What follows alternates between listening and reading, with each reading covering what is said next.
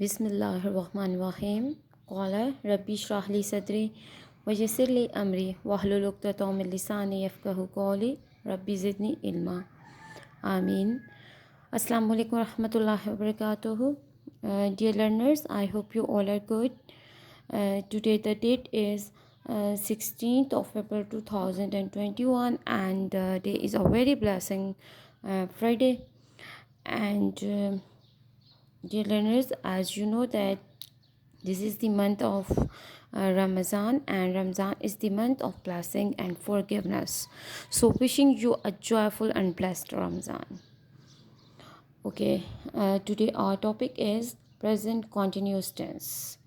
And learning objectives are you will recognize and use the present continuous tense, and you will make oral and written statement with few or no errors. And by using present continuous tense, you will able to talk about activities you are doing now, right? And as you know that there are four forms of present tense, and these are present indefinite tense, present continuous tense, present perfect tense, and present perfect continuous tense. And as you know that in our previous lecture we learned about present indefinite tense, and present indefinite tense is also called simple present tense. And today we will learn present continuous tense, and present continuous tense is also called present progressive tense, right?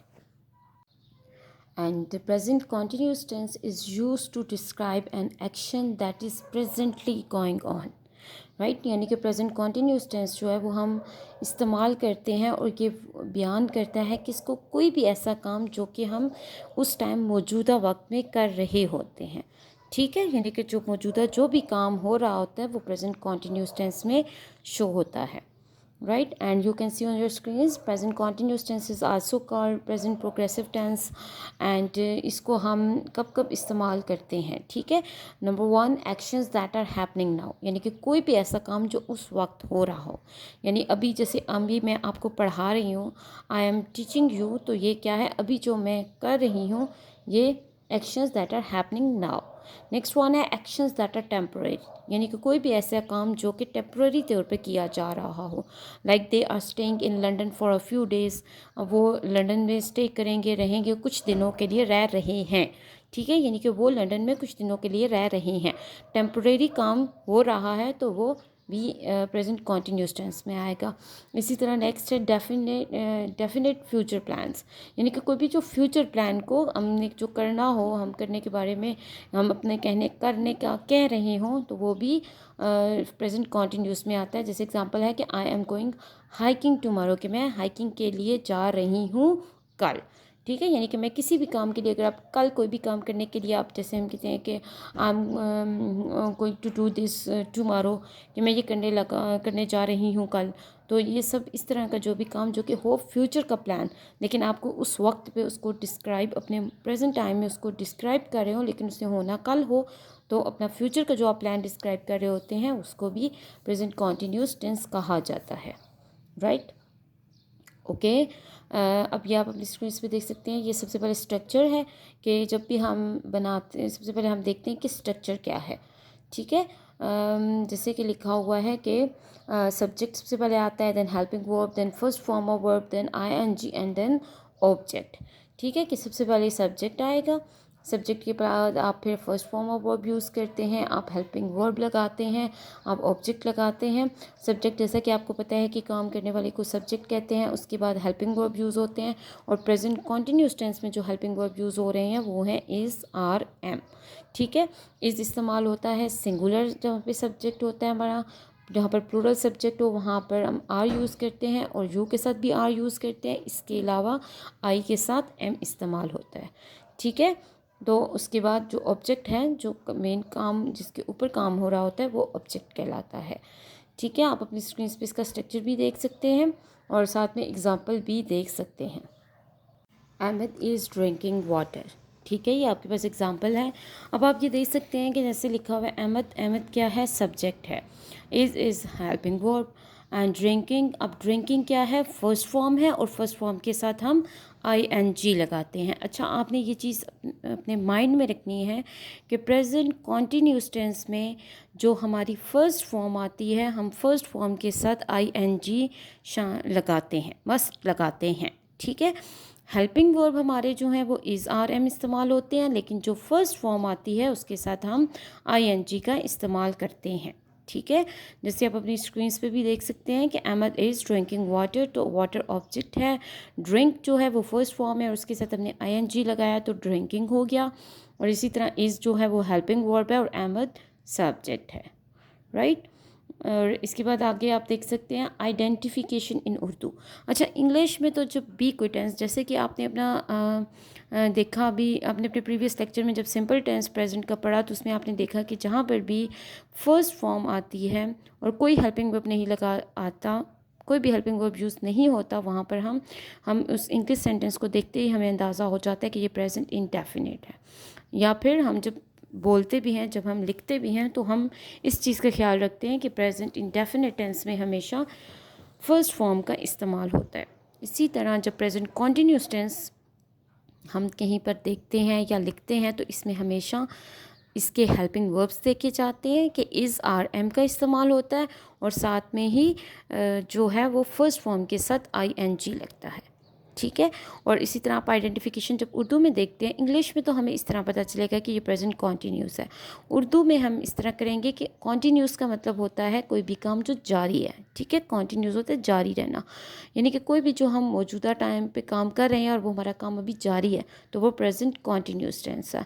जैसे कि और इसमें उर्दू जुमले के आखिर में हमेशा रहा है, रही है, रहे हैं आता है। ठीक है, कोई भी उर्दू का जुमला जिसके आखिर में रहा है, रही है, रहे हैं आता है, वो प्रेजेंट कॉन्टीन्यूस टेंस कहलाता है। जैसे आप एग्जांपल्स में भी देख सकते हैं कि लिखा हुआ है वो जूस बना रही है, मैं सबक याद कर रहा हूँ, हम फिल्म नहीं देख रहे हैं, क्या अम्मी कपड़े धो रही हैं। ठीक है, तो ये सब क्या है, ये एग्जांपल्स हैं, उर्दू की एग्जांपल्स हैं प्रेजेंट कॉन्टीन्यूस टेंस की। ओके स्टूडेंट्स, अब आप लोग अपनी बुक्स पे भी देख सकते हैं, पेज नंबर 77 पे आपकी जो है ये प्रेजेंट कॉन्टीन्यूस टेंस के सिंपल सेंटेंसेस हैं। ठीक है, यानी प्रेजेंट कॉन्टीन्यूस टेंस के ये सिंपल सेंटेंसेस हैं। आप देख सकते हैं कि ये यहाँ पर जो है वो फर्स्ट फॉर्म के साथ ing लगा हुआ है, इसके अलावा helping verb is are am इस्तेमाल हुए हैं। राइट, उसके बाद आप आगे देख सकते हैं ये हैं नेगेटिव सेंटेंसेस। नेगेटिव सेंटेंसेस कहते हैं मनफी जुमलों को, जहाँ पर हम नहीं का इस्तेमाल करते हैं, नॉट लगाते हैं। ठीक है, in negative sentences we use not after helping verb and helping verbs are is are am, यानी कि इज़ आर एम के बाद हमने नॉट लगाना है। ठीक है, सबसे पहले सब्जेक्ट आएगा, सब्जेक्ट के बाद हेल्पिंग वर्ब लगाएंगे, हेल्पिंग वर्ब के बाद नॉट आएगा, नॉट के बाद फिर हम फर्स्ट फॉर्म के साथ ing लगाते हैं एंड देन लास्ट पे ऑब्जेक्ट आता है। ठीक है, आप एग्जांपल्स भी देख सकते हैं, जैसे सारा is not going to school, boys are not playing football, you are not listening to B, I am not watching TV, like ऐसी कोई भी एग्जांपल जहाँ पर जो है वो नहीं आता हो और हम नॉट का इस्तेमाल करते हैं। जैसे आप अपनी बुक्स पे पेज नंबर 78 पे देख सकते हैं, ये भी नेगेटिव सेंटेंसेस की ही एग्जांपल्स हैं। ठीक है, यहाँ पर आप देख सकते हैं कि इज़ आर एम जो हेल्पिंग वर्ब्स इस्तेमाल हुए उनके बाद नॉट का इस्तेमाल हुआ है और एज़ यूजुअल फर्स्ट फॉर्म के साथ ing लगा है। राइट, ओके, नेक्स्ट है इंट्रोगेटिव सेंटेंसेस। इंट्रोगेटिव सेंटेंसेस होते हैं सवालिया जुमले। In an interrogative sentences, helping verb is rm come before subject। जिस तरह हमने helping verb के बाद not लगाया नेगेटिव सेंटेंसेस में, इसी तरह इंट्रोगेटिव में हम is rm को जुमले के शुरू में ले जाते हैं और सब्जेक्ट से पहले हमेशा helping verb लगाया जाता है। ठीक है, जिस एग्जांपल में भी आप देख सकते हैं, is mother cooking a meal, are you watching movie, am I leaving the class, are the girls preparing their assignment. ये सब क्या है, ये इंट्रोगेटिव सेंटेंसेस है और यहाँ पर हमने हेल्पिंग वर्ब सब्जेक्ट से पहले लगाया। जैसे मदर सब्जेक्ट है, यू सब्जेक्ट है, आई सब्जेक्ट है, गर्ल सब्जेक्ट है, तो इनसे पहले हेल्पिंग वर्ब यूज़ होगा। और जैसे कि मैंने आपको प्रीवियस सेंटेंस में भी यही बताया कि हमेशा जो इंट्रोगेटिव सेंटेंसेस होते हैं वहाँ पे एंड पे क्वेश्चन मार्क हम मस्ट यूज़ करते हैं। ठीक है, अब आप अपने बुक्स पे देख सकते हैं। नेक्स्ट आपके पास ये इंट्रोगेटिव सेंटेंसेस की एग्जांपल्स है। इधर आपने इसी तरह जिस तरह मैंने आपको बताया कि इंट्रोगेटिव सेंटेंसेस में हेल्पिंग वर्ब स्टार्ट में चला जाता है, एंड पे क्वेश्चन मार्क लगाते हैं, तो ये सब आपकी उर्दू एंड इंग्लिश में इंट्रोगेटिव सेंटेंसेस की ही एग्जांपल्स हैं। Right students, I am sure आपको इससे इस टेंस की सॉरी समझ आ गई होगी। अगर आपको कोई भी डिफ़िकल्टी होती है, कोई चीज़ अगर आपको समझ नहीं आती, तो you can ask it to us. Right, okay, आगे मज़ीद हमारे पास एग्जांपल्स भी हैं, आप अपनी स्क्रीन्स पे देख सकते हैं। ये कुछ सेंटेंसेस हैं और इन सेंटेंसेस को, ये कुछ पॉजिटिव सेंटेंसेस हैं, देन उन्हीं को नेगेटिव में एंड क्वेश्चन कहते हैं इंट्रोगेटिव में, ठीक है। यानी कि पॉजिटिव सिंपल सेंटेंसेस को कहते हैं, देन नेगेटिव में है, एंड क्वेश्चन इंट्रोगेटिव सेंटेंसेस को कहा जाता है। राइट, आप देख सकते हैं जैसे कि पॉजिटिव सेंटेंस है I am starting, then negative में होगा I am not starting, and then am I starting. Right, उसके बाद you are starting, you are not starting, are you starting. यहाँ पर बेटे आप ऊपर कॉलम में देख सकते हैं कि जो क्वेश्चन है उसमें हमेशा क्वेश्चन मार्क लगता है, और क्वेश्चन मार्क क्वेश्चन में ऊपर इंट्रोगेटिव सेंटेंसेस में, इसीलिए ये मार्क शो भी हुआ है कि इन सेंटेंसेस के एंड पे क्वेश्चन मार्क लगेगा। ये तमाम सेंटेंसेस और इन्हीं सेंटेंसेस को देन नेगेटिव में एंड इंट्रोगेटिव में चेंज करके भी दिखाया जा रहा है आपको, ठीक है। She starting, she is not starting, is she starting, it is starting, it is not starting, या इट इज़ंट, इज़ नॉट को हम शॉर्ट फॉर्म में इज़ंट बोलेंगे, and is it starting, etcetera. Okay, next one, your diary, and do practice of present continuous tense. Make any 5 sentences of it, and then change these sentences into negative and interrogative sentences. ठीक है, आपने कोई भी 5 sentences बनाने हैं, Urdu sentences बनाने हैं, उन्हीं को इंग्लिश में चेंज करना है, and then negative and interrogative बनाने हैं उनके। Alright, learners, now allow me to leave out. Take care of yourself. Dua subhanakallahumma wa bihamdika ashhadu an la ilaha anta astaghfiruka wa atubu ilaika. Take care of yourself. Fi amanillah.